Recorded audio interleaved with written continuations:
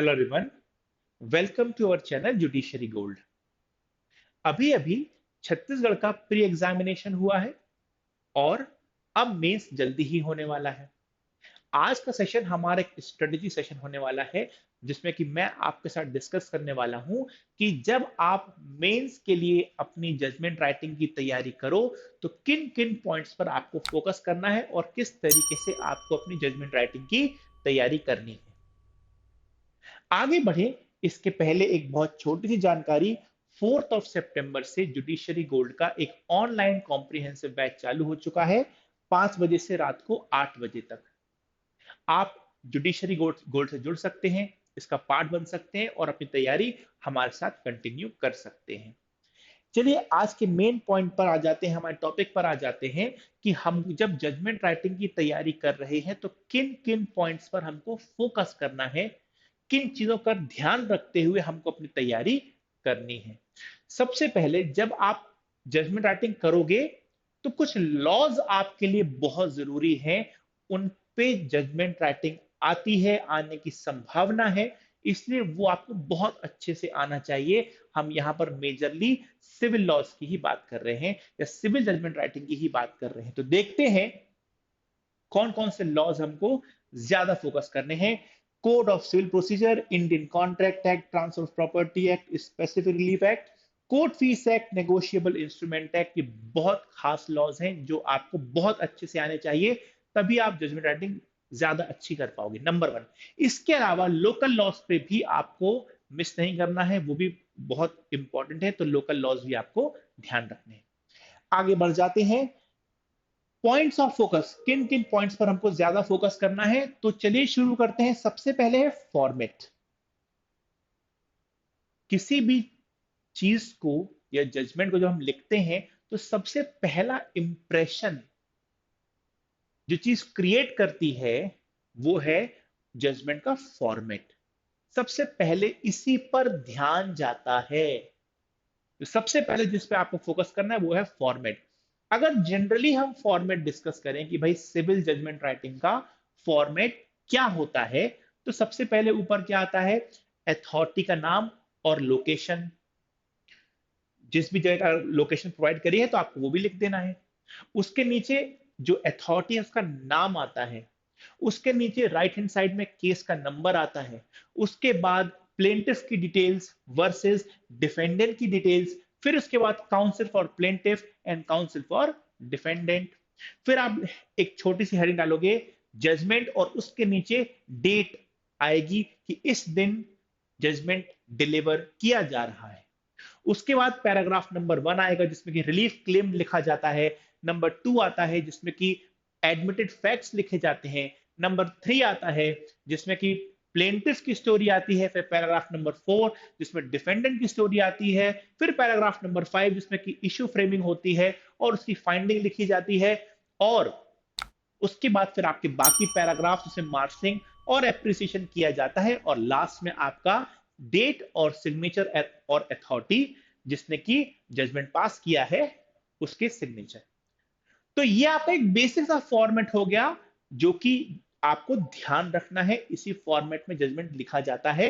Judgement में अगर आपका प्रॉपर फॉर्मेट नहीं है तो बिल्कुल ये आपके मार्क्स कटने का कारण हो सकता है, होगा ही इनफैक्ट। तो ये आपको ध्यान रखना है। तो एक चीज क्या हो गई, ये हमारा फॉर्मेट हो गया। आगे बढ़ जाते हैं। फिर आता है सेटलमेंट ऑफ इशू। जैसा कि मैंने आपसे बताया कि जब आपने एक बार रिलीफ क्लेम लिख लिया, एडमिटेड फैक्ट्स लिख लिए, प्लेंटिफ की स्टोरी बता दी, डिफेंडेंट की स्टोरी बता दी, अब आप करना है आपको इशू का सेटलमेंट, फ्रेमिंग ऑफ इश्यूज करनी है। कैसे करना है, तो इसकी जानकारी बहुत शॉर्ट और सिंपल तरीके से मैं आपको दे देता हूं। आपको मटेरियल प्रोपोजिशंस फाइंड आउट करने हैं। ऑर्डर 14 आपको सीपीसी का याद होगा। ऑर्डर 14 ये कहता है कि वो मटेरियल प्रोपोजिशंस जो कि एक पार्टी ने असर्ट किया है और दूसरे ने डिनाई किया है, उसी के बेसिस पर आप इशू बनाओगे। तो अब अगला सवाल आ गया, सर ये मटेरियल प्रोपोजिशंस क्या होते हैं? तो बहुत छोटी सी बात समझ लो। प्लेंटिफ ने सूट फाइल किया है, कुछ तो ऐसे फैक्ट्स होंगे जिन्होंने उसको सूट फाइल करने का राइट दिया है, जिन्होंने उसको सूट फाइल करने का राइट दे। कुछ तो फैक्ट्स ऐसे होंगे ना, बस इन्हीं फैक्ट्स को मटेरियल प्रोपोजिशन कहा जाता है। और प्लेंटिफ ने ये फैक्ट्स एसर्ट किए होंगे तो जाहिर सी बात है कि डिफेंडेंट ने उसको डिनाई किया होगा। जो मटेरियल प्रोपोजिशंस एक पार्टी एसर्ट कर रही है और दूसरी पार्टी डिनाई कर रही है, इसी के बेसिस पर इशू की फ्रेमिंग करी जाती है। याद रखना है, अगर कोई फैक्ट एडमिट कर लिया गया है तो उसके बेसिस पर इशू नहीं बनता। फैक्ट्स एडमिटेड जो होते हैं उनको साबित भी नहीं करना होता, डिस्प्यूटेड है ही नहीं। जो डिस्प्यूट है, आप ये इशू फ्रेमिंग करते क्यों हो? क्योंकि जो इश्यूज आपने फ्रेम किए हैं उस पर कोई डिस्प्यूट है। अगर फैक्ट एडमिट किया जा रहा है इसका मतलब उस पर कोई डिस्प्यूट है ही नहीं। अगर डिस्प्यूट नहीं है तो उस पर इशू फ्रेमिंग भी हमको नहीं करनी। क्लियर? तो ये एक बड़ी छोटी सी बात, ऑर्डर 14 आगे एक बार पढ़ भी सकते हो। साफ शब्दों में लिखा हुआ है कि मटेरियल प्रोपोजिशंस जो कि एक पार्टी असर्ट करे और दूसरी डिनाई करे, उसके बेसिस पर इशू फ्रेमिंग करी जाती है। अब आगे बढ़ते हैं। ये सबसे खास एस्पेक्ट है जजमेंट राइटिंग का, मार्शलिंग एंड एप्रिसिएशन। जरा समझते हैं एक बार कि मार्शलिंग होता क्या है। देखिए, अगर हमें कोई चीज करना है और उसका मीनिंग हमने समझ लिया तो वो करने में आसान हो जाएगी।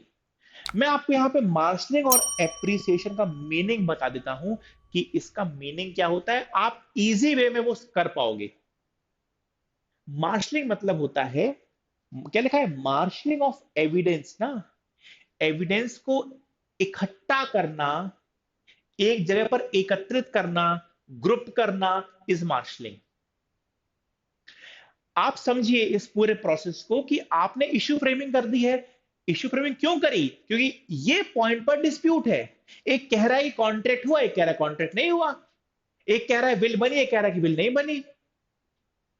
तो ये डिस्प्यूटेड पॉइंट है, इसीलिए आपने उस पर इशू बनाया है। अब इस इशू के आपको कंक्लूजन पे पहुंचना है कि भाई बिल बनी कि नहीं बनी, कॉन्ट्रैक्ट हुआ कि नहीं हुआ। तो जाहिर सी बात है कि इस पॉइंट को साबित करने के लिए एविडेंसेस लाए गए होंगे। प्लेंटिफ अपना एविडेंस लाया होगा, डॉक्यूमेंट्री ओरल, डिफेंडेंट अपना एविडेंस लाया होगा, डॉक्यूमेंट्री ओरल। तो इस इशू से जुड़े हुए, एक इशू बने जरूरी नहीं है, 5 इशू बन सकते हैं, 4 बन सकते हैं, 3 बन सकते हैं, 6 बन सकते हैं। हर इशू से जुड़े हुए दोनों पार्टीज एविडेंसेस लेकर आएंगे। तो उस पर्टिकुलर इशू से जुड़े हुए जितने भी एविडेंसेस दोनों पार्टीज लेकर आई हैं उनको इकट्ठा करना, केवल उतने। क्योंकि देखो, मैंने कहा ना कि 6 इशू भी हो सकते हैं, 5 भी हो सकते हैं, तो हर इशू से जुड़े हुए एविडेंसेस आए होंगे। मगर आप अभी पहला इशू सॉल्व कर रहे हो, कॉन्ट्रैक्ट बना कि नहीं बना, विल बनी कि नहीं बनी। तो केवल विल से जुड़े हुए एविडेंसेस, कि विल बनने या ना बनने से जुड़े एविडेंस, कॉन्ट्रैक्ट बनने से या ना बनने से जुड़े हुए एविडेंसेस, उनको आपने क्लब कर लिया, इकट्ठा कर लिया। क्या भाई, ये एविडेंसेस आए हैं दोनों पार्टीज की तरफ से कि भाई कॉन्ट्रैक्ट हुआ कि नहीं हुआ इस इशू पर। केवल उतने एविडेंस को इकट्ठा करना इज मार्शलिंग। विल बनी है कि नहीं, इश्यू बना ना। अब विल बनने या ना बनने से जुड़े हुए जितने भी एविडेंसेस दोनों पार्टीज लाए हैं उनको इकट्ठा करना, ये मार्शलिंग कर दिया आपने। ऐसे ही हर इशू के लिए आपको करना पड़ेगा। एक कह रहा है कॉन्ट्रैक्ट ब्रीच हुआ, एक कह रहा है कि ब्रीच नहीं हुआ। तो ब्रीच करने या ना करने से जुड़े हुए जितने भी एविडेंसेस लाए हैं, पार्टीज लाए हैं, उनको इकट्ठा करना। किसी दूसरे इश्यू के हेड में नहीं इकट्ठा करोगे, इसी इशू के लिए, क्योंकि इसी इशू को सॉल्व करना है ना। तो उससे जुड़े हुए एविडेंस को इकट्ठा कर लेना इज मार्शलिंग। आपने इकट्ठा कर लिया, ये डॉक्यूमेंट आया, ये विटनेस, इस विटनेस ने ये कहा, अब उस विटनेस ने बहुत सारी बातें कही होंगी, सारी बातें इस इशू के हेड में नहीं आनी, इस इशू की मार्शलिंग में नहीं आनी। बस उस विटनेस ने जो इस इशू के लिए कहा है उसको इकट्ठा कर दिया। दोनों विटनेसेस, दोनों पार्टी से विटनेस जो भी कहा है, जो भी डॉक्यूमेंट्स लाए हैं, उनको यहां पर लिख दो, ये इकट्ठा कर दिया, ये मार्शलिंग कर दिया आपने। ठीक है, मार्शलिंग। अब एप्रिसिएशन भी तो करना है, क्योंकि अब आपके सामने सारे एविडेंसेस आ गए इस इशू से जुड़े हुए। अब इन इन इश्यूज इस, या ये कह लो कि ये जो आपने मार्शलिंग करी है, इस मार्शलिंग के बेसिस पर आपको रीजनिंग करनी है, रीजनिंग कि भाई इन एविडेंसेस से मुझे क्या लग रहा है, रीजनिंग कि हाँ विल बनी होगी कि नहीं बनी होगी। तो विल बनी है या नहीं बनी, ये तो कंक्लूजन है कि हाँ भाई विल बनी है, मगर एविडेंसेस को इकट्ठा करना और उस कंक्लूजन के बीच की रीजनिंग कि मुझे क्यों ऐसा लगता है कि विल बनी होगी, या मुझे क्यों ऐसा लगता है कि विल नहीं बनी होगी, मुझे क्यों ऐसा लगता है कि कॉन्ट्रैक्ट बना होगा, या मुझे क्यों ऐसा लगता है कि कॉन्ट्रैक्ट नहीं बना होगा।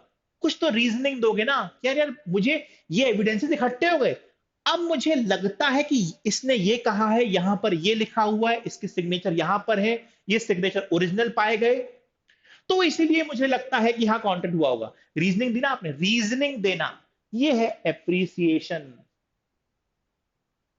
तो एविडेंस को इकट्ठा करना इज मार्शलिंग, और उस एविडेंस जो कि आपने इकट्ठा किया है उसमें अपना माइंड अप्लाई करना, रीजनिंग देना कि हाँ भाई उस कंक्लूजन तक मैं इसलिए पहुंचा, ये अप्रिसिएशन हो गया। और फिर आप बताओगे कि हाँ भाई कॉन्ट्रैक्ट हुआ या नहीं हुआ, विल बनी या नहीं बनी, ये आपका एप्रिसिएशन हो गया। फिर बोलूंगा कि ये चार सबसे जरूरी चीजें हैं जजमेंट राइटिंग की प्रैक्टिस के लिए। सबसे ज्यादा फोकस आपको इन्हीं बातों पर करना है, क्या? फॉर्मेट, इशू फ्रेमिंग, मार्शलिंग और एविडेंस, एप्रिसिएशन ऑफ एविडेंस। ये आपकी वो मेजर चीजें हैं जिनको ध्यान में रखकर, ये आपके पॉइंट्स ऑफ फोकस हैं जिनको ध्यान में रखकर आपको अपनी जजमेंट राइटिंग की तैयारी करनी है। उम्मीद है वीडियो आपको पसंद आया होगा। ज्यादा से ज्यादा इस वीडियो को शेयर करिए। अगर वीडियो लाइक नहीं किया है तो लाइक करिए, और चैनल सब्सक्राइब नहीं किया है तो सब्सक्राइब करिए। Thank you and all the best.